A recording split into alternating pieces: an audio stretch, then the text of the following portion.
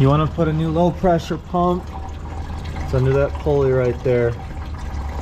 To get that pulley out, you got to take the belt off, you got to take the shroud off, you got to take the fan off.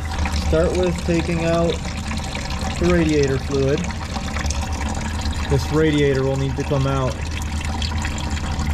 While this belt is still on, you can loosen up this fan. If you don't have this tool right here, I don't know how you're going to get this fan off.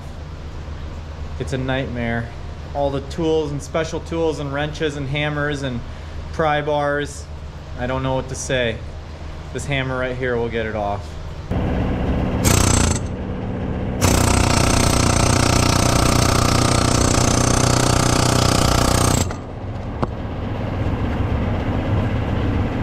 You need to remove your jack tools. Mine are missing, so it's just the one handle, but unscrew that.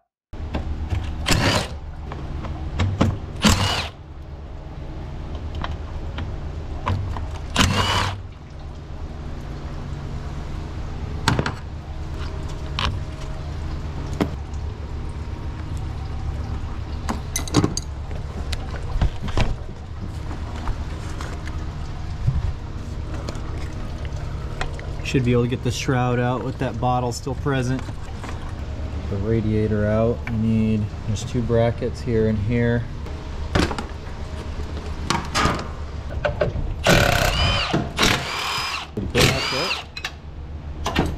So bracket. One,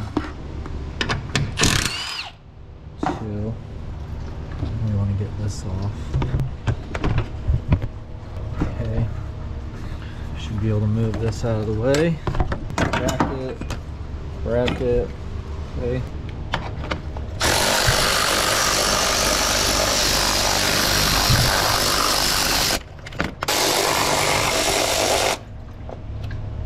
Shroud is free.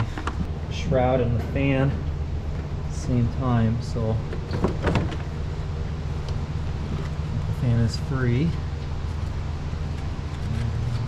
Don't drop the fan. You have to be careful, you'll damage the radiator. It falls down into the fins there.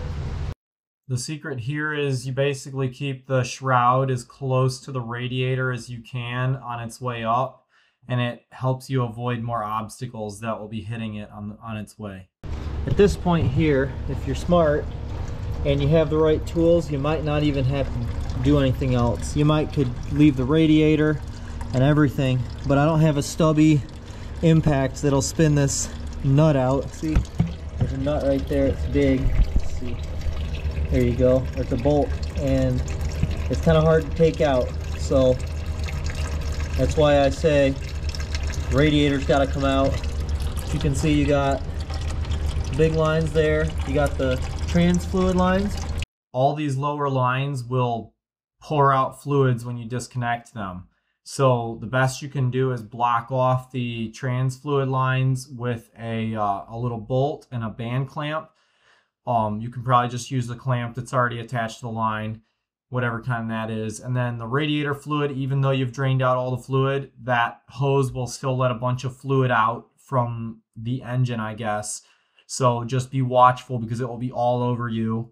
So get those lines off and then you can move on. When you remove the radiator, again, it's a lot easier to get it past the obstacles around this area if you just keep it as close to basically the front bumper as you can. The bottom tends to swing towards the cab, but you want to resist that. Take that bad boy out. Got a big washer. Make sure you know about this washer, don't forget it later. There's oil coming out right here. I think it has a bad seal there.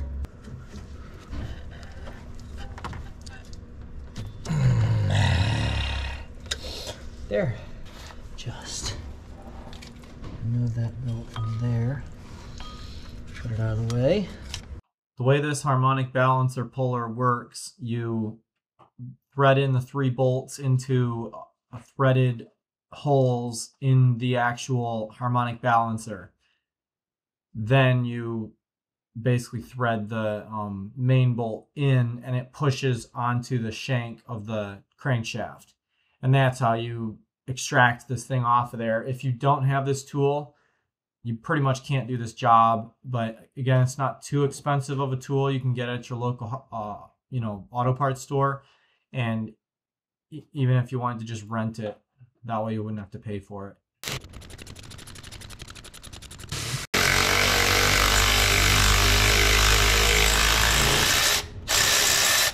Here you go.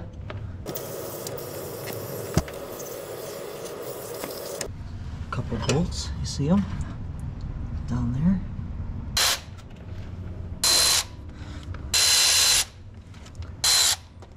All right.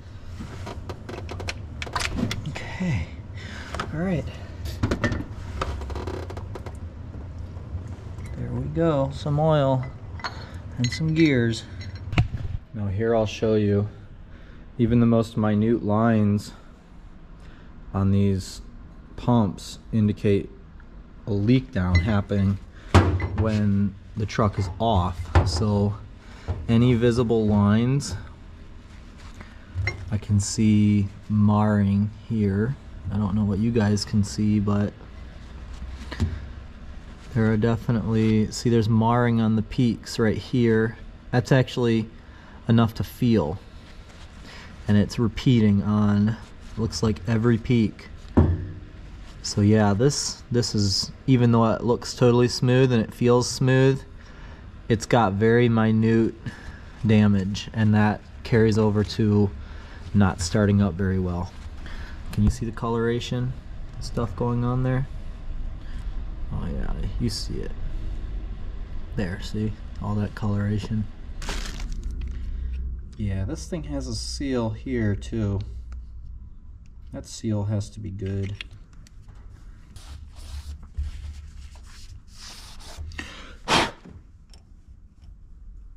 There. Gucci, baby. We want this to be wet. Uh-oh. No. This thing is so perfect. It won't even budge.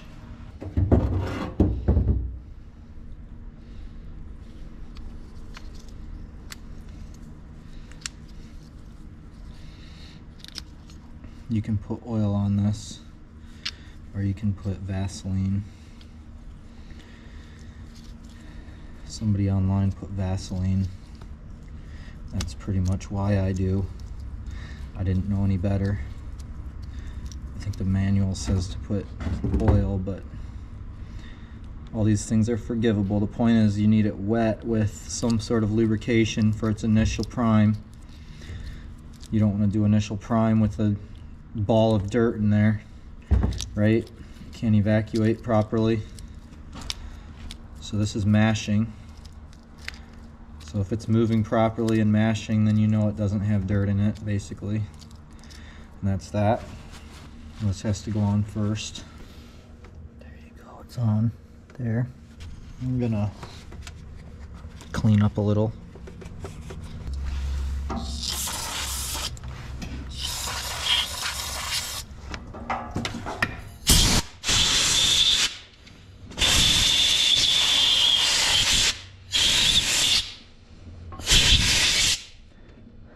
Something like that.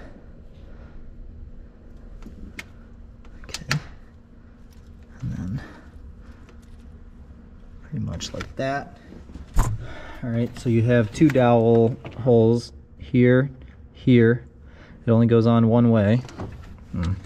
The dowels are offset towards the passenger side of the truck, so when you place this, you want those dowels to be offset on that side. Right here, trying to get this housing on is going to be a little bit of a trick. You basically put the housing over the outer section of the pump, and you just kind of force the pump around in a circle to try to get your adjustment, because there's only really one perfect position that thing is supposed to be in when you put this housing on, and so you have to find that sweet spot. There might be another trick for getting this lined up perfect and having a little bit less trouble, but you basically just rotate that pump around as you're trying to put the housing on, and then that'll simplify the task.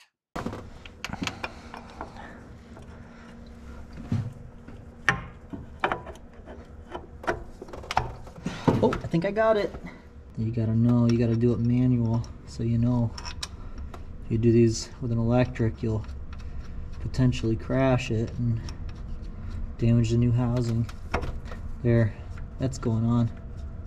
Just make sure you don't over tighten, over torque these bolts. Make sure that the housing is actually mated to the front cover before you go crazy and start tightening everything down. If those dowels are misaligned or something, you could strip out the threads on something. Just would not be a good day for you if you could not install this low pressure pump because you damaged something regarding these threads. I'm showing you my successful installation of this pulley, of this dampener, after 5 to 10 minutes of struggling to try to put it on and not being successful. So just to be realistic for you guys, you have to line it up kind of perfect to get it on. If you have better visibility, it's a little easier to line up. We got it. Okay. Washer. Bolts. Ooh. We need to get this thing to go on a little, huh?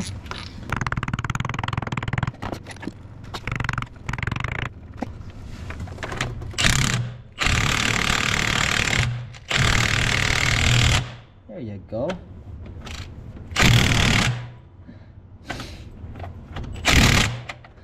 Wrong. That's wrong. Should be a belt diagram right here.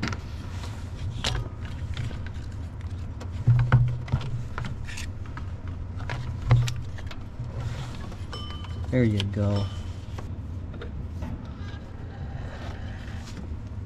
I'll give kudos to Ford for this design. All right, let's put the radiator back in.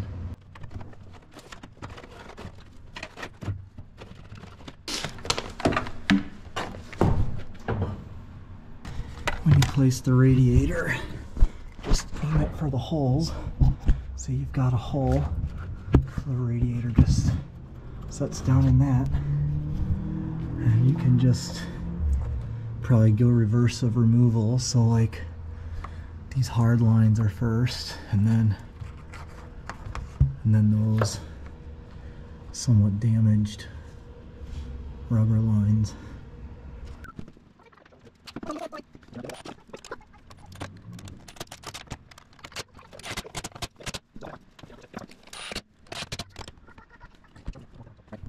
Alright guys, at this point in the process, you need your shroud. Yep, you need your fan, your shroud go in together. They slot down.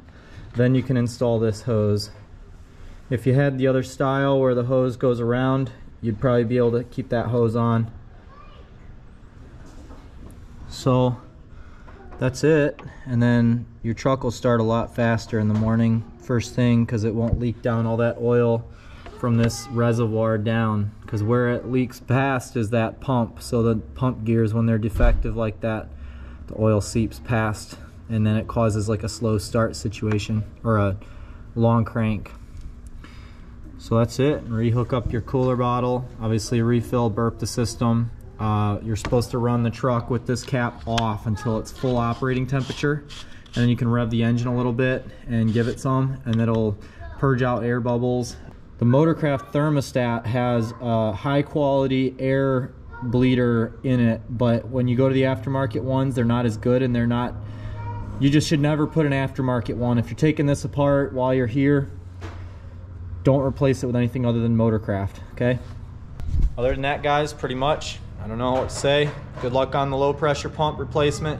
It makes a huge difference in startups in the morning and gives you the peace of mind knowing that you're not low on oil pressure. And those pumps do wear down because people go a long time without oil changes on these. So if you bought the truck, it's good to do the low pressure pump.